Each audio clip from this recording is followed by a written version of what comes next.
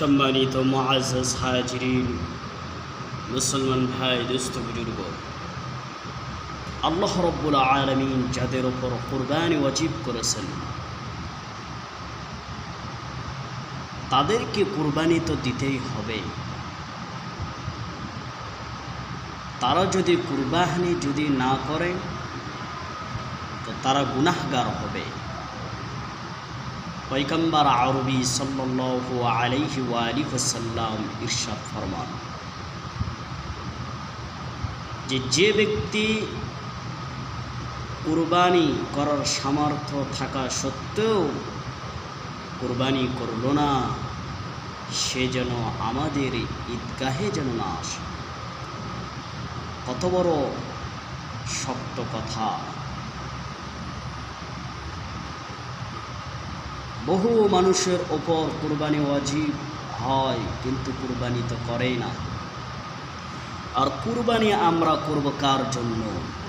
আল্লাহ তাআলার জন্য কুরবানি করব, আল্লাহ তাআলাকে সন্তুষ্ট করার জন্য। আল্লাহ রব্বুল আলামিন কোরআনে পাকে ইরশাদ ফরমান, লা ইয়ানালাল্লাহু লুহুমুহা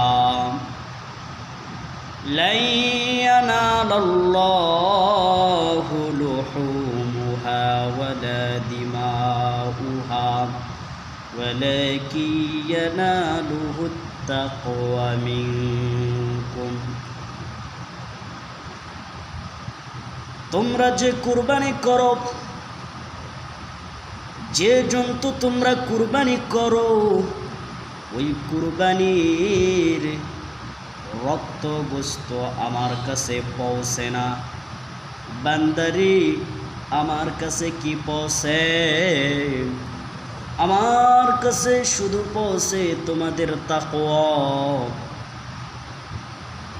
আল্লাহ তাআলার কাছে তাকওয়া পরহেজগারিতা পৌঁছে যায়। কার উপর কেমন তাকওয়া, কার ভিতরে কেমন খোদা ভীতি, কে কত খোদা ভীতি অর্জন করতে পারে। যে যত বেশি খোদা ভীতি অর্জন করতে পারে, যে যত আল্লাহ তাআলার ভয় ভীতি অর্জন করতে পারে,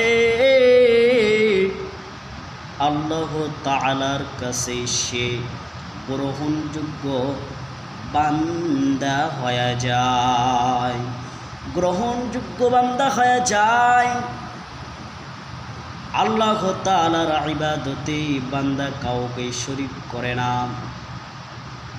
তিনি আল্লাহকে পাওয়ার জন্য কত কিছুই না করে, নিজের জান মাল অর্থ আল্লাহর রাস্তায় ব্যয় করতেছি শুধু আল্লাহকে পাওয়ার জন্য। আল্লাহ তাআলা সূরাতুল কাহাফের ভিতরে শেষ নাম্বার আয়াতের ভিতর বলেন, ফামান কানা ইয়ারজু লিকা রাব্বিহি فليعمل عملا صالحا ولا يشرك بعبادة ربه أحدا। তোমরা যদি আল্লাহকে পাইতে চাও তো তোমরা সৎ কাজ করো। যত ভালো কাজ রয়েছে এগুলো কাজ যদি তোমরা করতে পারো বান্দা, তাহলে আমাকে তোমরা পেয়ে যাবা, আমার পরিচয় তোমরা পাইবা। ওয়ালা ইশরিক বিইবাদাতি রাব্বিহি আহাদা। আমার ইবাদতে কাউকে তোমরা শরীক করিও না, শরীক বানাইও না। তোমরা আমার ইবাদত করবার কারো ইবাদত করবা না। শিরক করা যাবে না। শিরক এমন জঘন্য গুনাহ, শিরিক এমন মারাত্মক গুনাহ, এই শিরিক গুনাহ যে ব্যক্তি করবে আল্লাহ রাব্বুল আলামিন তাকে ক্ষমা করবেন না। যারা শিরকের ভিতর লিপ্ত আল্লাহ পাক তাদেরকে ক্ষমা করবেন না। শিরক গুনাহ যারাই করবে আল্লাহ পাক তাদেরকে কঠিন সাজা দিবি, কঠিন আযাব দিবি, জাহান্নামের ভয়াবহ আযাব, জাহান্নামের কঠিন আযাব আমরা কেউ সহ্য করতে পারবো না।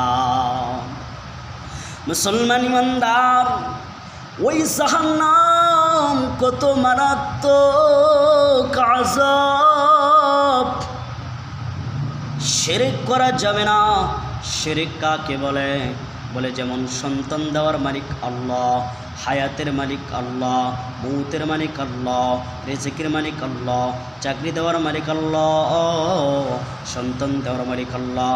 এখন যদি মনে করি আমার সন্তান দেয় পীর বাবা, আমার সন্তান দেয় মাজারওয়ালা, অন্যজন সন্তান দিতে পারে, আল্লাহ বাদ দিয়ে অন্যজন সন্তান দিতে পারে, এইরকম যদি আকীদা যদি ভিতরে আনি, এইরকম যদি বিশ্বাস যদি করে, সে শিরিক কাজ করলো, শিরিক গুনাহ করলো।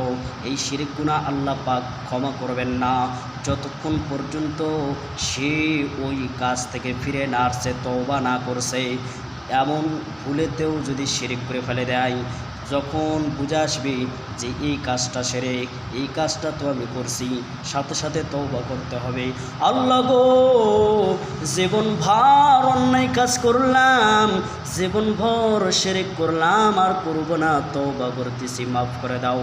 আল্লাহ পাক তাকে মাফ করে দিতেও পারেন, কিন্তু শিরক এমন একটা গুনাহ যারা জানে শুনে বুঝে দেখে শিরক গুনাহ করবেন, যেটা শিরক গুনাহ জানার পরও বুঝার পরও যদি শিরক গুনাহ করে দেয়, শিরক গুনাহ যদি করে আল্লাহ রাব্বুল আলামিন ওই গুনাহ মাফ করবেন না।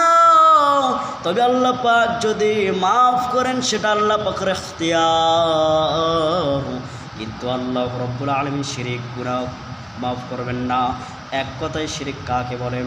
যেই জিনিসটা আল্লাহ তাআলা করতে পারে ওই জিনিসটা অন্য কেউ পারা মনের নাম করা শিরক। যেমন আল্লাহ তাআলা যে জিনিসটা পারে মনে করি ওই জিনিসটাও ওই ব্যক্তিও পারে, এটা শিরক হয়ে যাবে। যেমন সন্তান দেওয়ার মালিক তো আল্লাহ তাআলাই, আমি যদি মনে করি সন্তান অমুকজন দেয়, এটা শিরক হয়ে যাবে।